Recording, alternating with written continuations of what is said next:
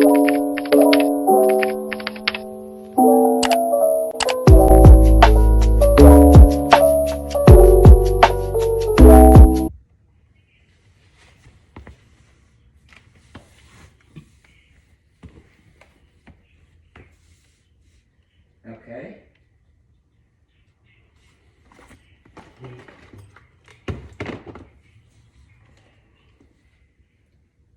I don't. I park at, yeah. Well, it used to be Business Valet, but it's express parking now. But for you going as long as you are, that's awful expensive.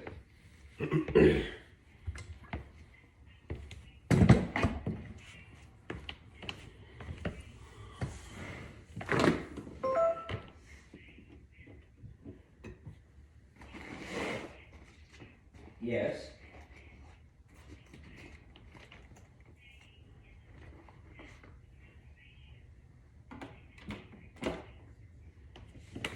That would probably be smarter because it's express parking is $16 a day, and long term. You know, I just read it yesterday and I'm brain dead.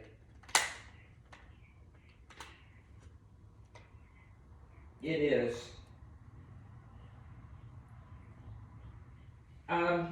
I wouldn't feel real comfortable coming. The reason I park in express parking is because it's covered, first of all, like it snows when you're gone, and the bus picks you right up top and it takes you right to the door of express parking, so you don't have to go out in the middle of an empty parking lot. But for as long as you're going to be gone, I think you'd be a whole lot smarter to stay at the Hampton at the airport.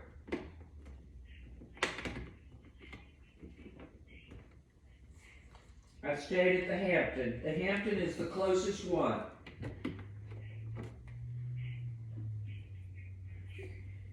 I did one time.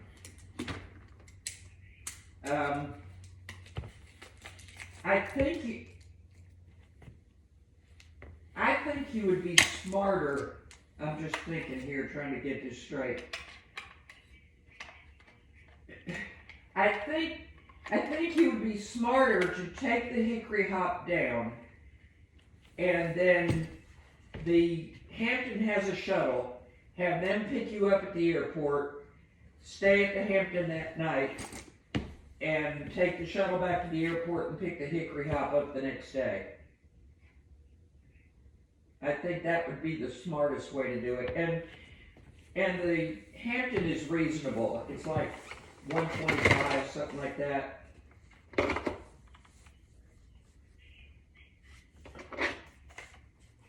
Well, and compared to what you'd have to pay for parking, it's not. Yeah. Sure. Did you call Robbins about your booster? And what did they say? Yes. Where? Oh, okay.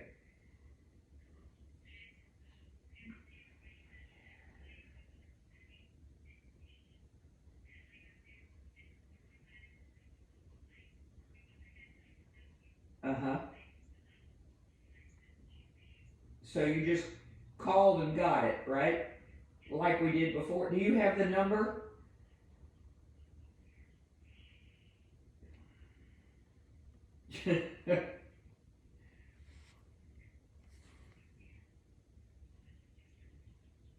Well, you're no help at all.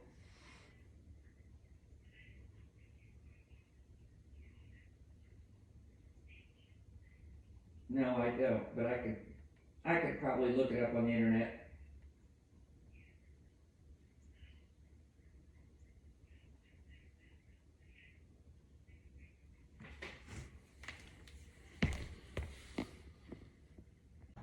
I know it's kind of bad to start off where I'm at, but I started off outside. on the back porch, just so you can see it.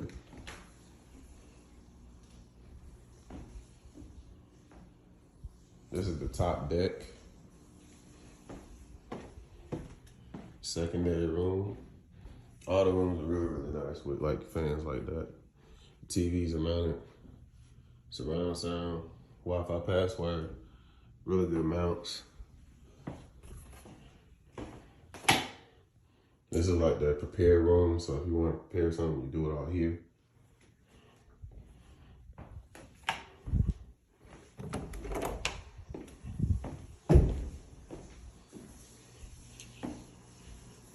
Right now, I have my clothes in the wash.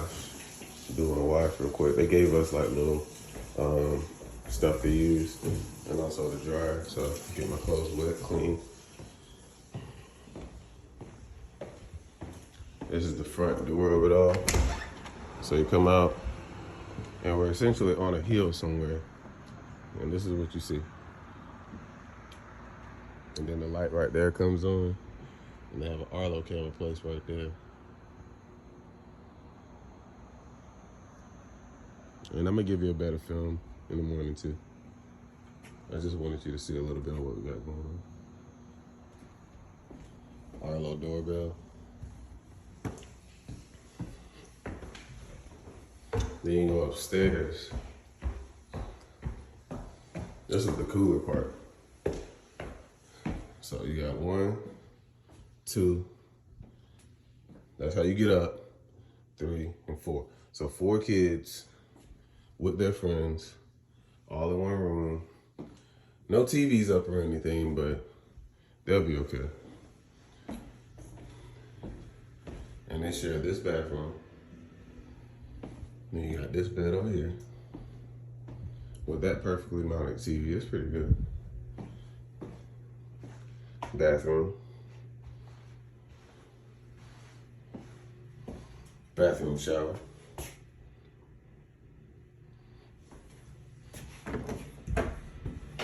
King's Dominion. And as we exit that scene, we go to the next location. Another room on this side with a... This TV looks slightly slanted. Hold up. Yeah, it's like it's slanted. Okay. That one has one. And then you have this one, another room. So it's like at least 4-bedroom house where it sleeps 8 people on how they did it. So I mean, it's, and then I'll show you the garage too. But yeah, this is what they... What's happening, my good people? It is your boy PKG Deluxe back with another vid on how I did. You already know what it is. And if you haven't already, follow me on YouTube, Instagram, and also Facebook and other social media platforms that I have as well. Today I'm here to talk to you about tech skills that can earn you an extra profit or make you some additional income if you just knew how to do them. So there's a slew of them that I've looked into or worked with or put my hands onto that I've learned through the coaching and also understandings of working with. So within those skills, I've learned that also you can make profit just by knowing the knowledge. So if you knew how to do a system install for somebody, somewhere there's an install that you can do to make some income to make yourself, make it a little bit easier for yourself. So I've learned a multitude of skills that I've realized that were just fairly easy for me, but complex and complicated for somebody else. So why do I speak about these products, or why do I speak about these projects? Because those complexities can earn you additional income if you just learn how to do them. Now, I go on to talk about tech skills. At one point in time, or probably about a couple of years ago, I was a Best Buy employee. So during that time frame, I got the opportunity to work on a lot of products and a lot of projects that gave me hands-on experience and also competent knowledge to know what to do and how to perform and use them. Within those, I realized that once someone purchased an item out of the store, they no longer know what to do, how to do, what the functions are, because you told them what they needed to know probably within 90 minutes or less, and then gave them the product and let them go home. So with that, what happens next? The person goes home, they have to figure out exactly how to do this product, whatever it may be, and sometimes they don't want to do that. So I speak about that because there is income in that avenue. There's revenue that you can make by knowing these products. So I've gone or done a multitude of different ones, and I started off with taking the easier ones first. So if and when you were to ever get accustomed to doing any home technology or home security systems, those will probably be the easier ones to get your hands on to make additional income doing. So I've done a lot of code and SimpliSafe installs. With SimpliSafe, you have a lot of other items that come with it. But the easier part of the job is just taking tape and placing it in the areas where you want to make the person feel protected. These are now the newer and updated versions of what you have in security systems. At one point in time, people would go in and drill holes everywhere around. Now you can just go in, place them on there with adhesive tape, and then connect them to the devices. Now, why do I speak about that? Because people are not confident in what they're purchasing. They don't know exactly how and what it will perform, but if you were the person that's installing it, of course it would be a little bit different because you're able to explain it. So I've taken a lot of the experience I've learned as a sales associate and applied it here into the home technology expert team. So I've learned how to do smart security, also how to do SimpliSafe, Blink, Logitech, and other outserts of home technology things that you can get your hands on. So just going in and helping someone with, let's just say Amazon show. They want to have their Amazon show able to connect to their front doorbell so that someone sees when they're walking through, and or they're able to get a immediate access Ring doorbell from and to their device. That's an install perk that you can learn to help someone out, but it's only an app-based control function. I'd say that because a lot of people are scared of that, but that's the easier way to control anything that you're trying to do with these functionalities. Now, all of these are included if you knew how to do them. The biggest one of them, or biggest idea of all of them, is actually using it in 4K content. So 4K content is what gives you the access to say like, oh, I saw somebody, or I was able to get the clearest depiction of whatever was walking across wherever I saw it at. It's the greatest content that they have out currently, but it's not to say that it's going to be the final content of greatest content that they're going to have. It's going to continue to get better over time. Do you have to have it? No. Will it work in your favor? Yes. Just by knowing that means that you could get better at doing the sales and also doing the installs in the long run. So I go on to do all of these installs. Google Home, I've done drones. I've also done Amazon shows and Logitech systems just by giving people those little pieces of advice that they need to know how to do. Logitech is actually a bigger platform than what most people think. It goes into a large diaspora of different home technology devices. So if you have or thought about or seen someone may have a Logitech idea, well not idea, but Logitech device, they've probably had it or learned about it at a long point in time from somebody else. Because those are pretty and really good products if you learn how to do it. So I go on to talk about video doorbell installs. What are those? How are those? How are they done? Are they easy? Are they complicated? I'll answer all those by saying they're not that complicated to do.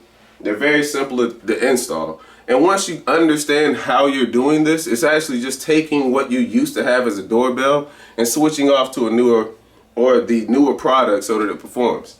Now, with each of these, they have their own identity on how they work.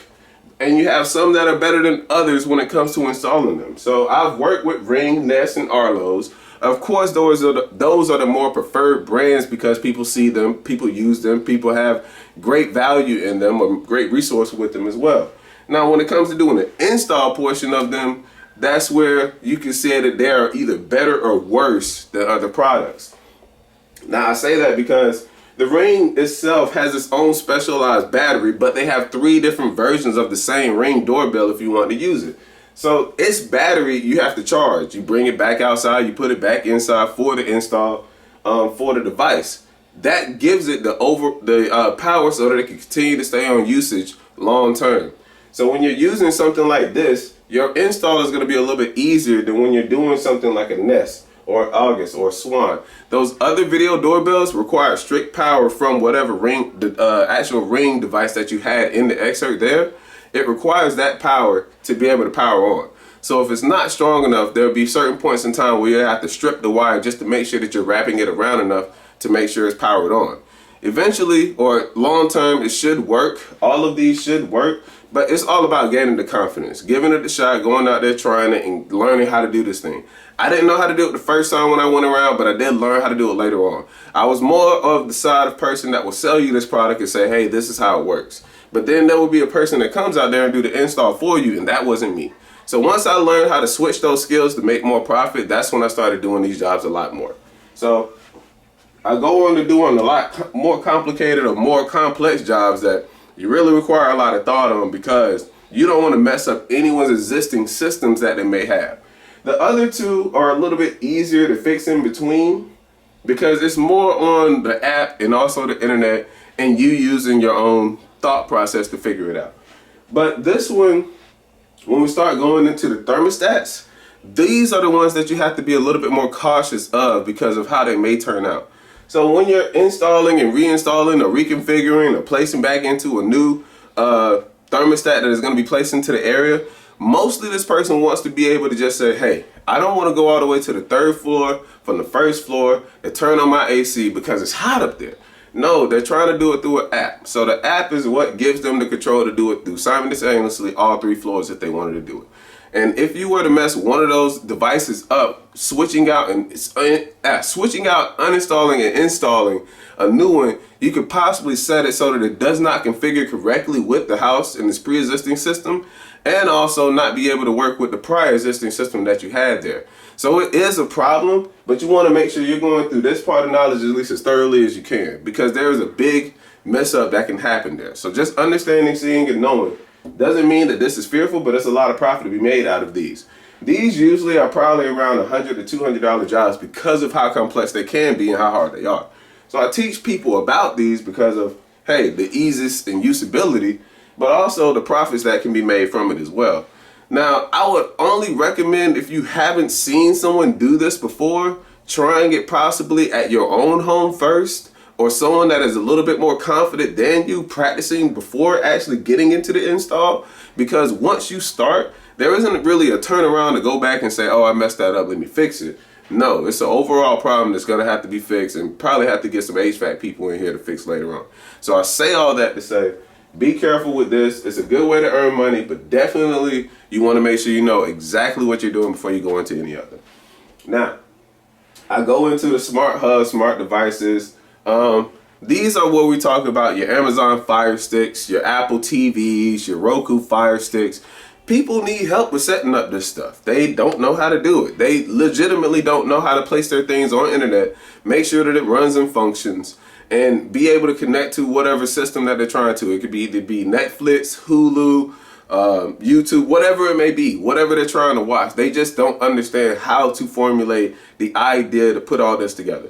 So that's where you come as the expert and say, hey, I know how to set this stuff up. I've done a multitude of them to give people the idea to say, hey, it's not that complicated, but it's really a step-by-step process. So understanding how to do those jobs in itself earn you a lot of income, earn you a lot of profit over time as well. So the Samsung Smart Things, if you ever wanted to get into the smart idea of Samsung, they have their own configurated network on where they let all of their devices talk the same way Apple does. So if you have one Apple or 4 Apple TVs, or 4 TVs to put an Apple TV on, you're able to play all the TVs and use the network channels through Apple TV versus your cable provider. So people use that and just use the internet and go about it that way so that they can get better streaming for the NFL network, the NBA channels, or NHA, hockey, baseball. So they try to watch all their sports or whatever channels that they can through the best content quality possible. And I get it and I understand it because I've been and played in both realms. So it makes sense when you have a cable subscription, but it's only able to give you about a 480 feed. But you're watching this and going through all the freezes and the channel freezes, the pixelation in the background. A lot of that can get frustrating on Sunday Night Football. So a lot of people understand, invest more time and say, hey, I need a better TV and what's a good way to watch my games? These are the ways to watch your games. Fire Sticks, Apple TVs, Roku TVs, and mostly any other streaming device that gives you access to the web access-based apps so that you can control all the functionalities. A lot of TVs now that you'll get will more than likely have those capabilities on it, but I usually don't recommend that to people, and people who are using TVs for that function, I tell them to stop. If anything were to go wrong with that television at any given point in time, you don't want to lose the entire TV. And this is where the Fire Stick or the Roku or the Apple TV is more recommendable, because if anything were to go wrong, you'd rather be that versus your TV. So learning how to set up those devices gives you a lot of evidence, gives you a lot of understanding, and gives you a lot of explaining to do, because I swear people don't understand how to do these things. So be the master in learning this skill, and I promise you'll be able to make profit. So last but not least, I get to talking about a lot of cool things that you can do, but a lot of people who want these things to happen just understand that it's cool things that you can do. So I've been to a couple of installs where I've seen where people have receivers. You can use receivers for a multitude of functions. So some people have receivers set up to where they have their Roku sticks, their speaker system set up. They also have it placed in the outside house. So like if you have a garage or anything out there, you have an outdoor set of speakers. So now we're trying to play our speakers outdoor if we're cutting grass or living on a farm or wherever we are.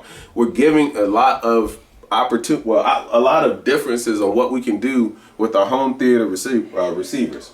These receivers are able to give you the access to use a multi-channel through all of your devices.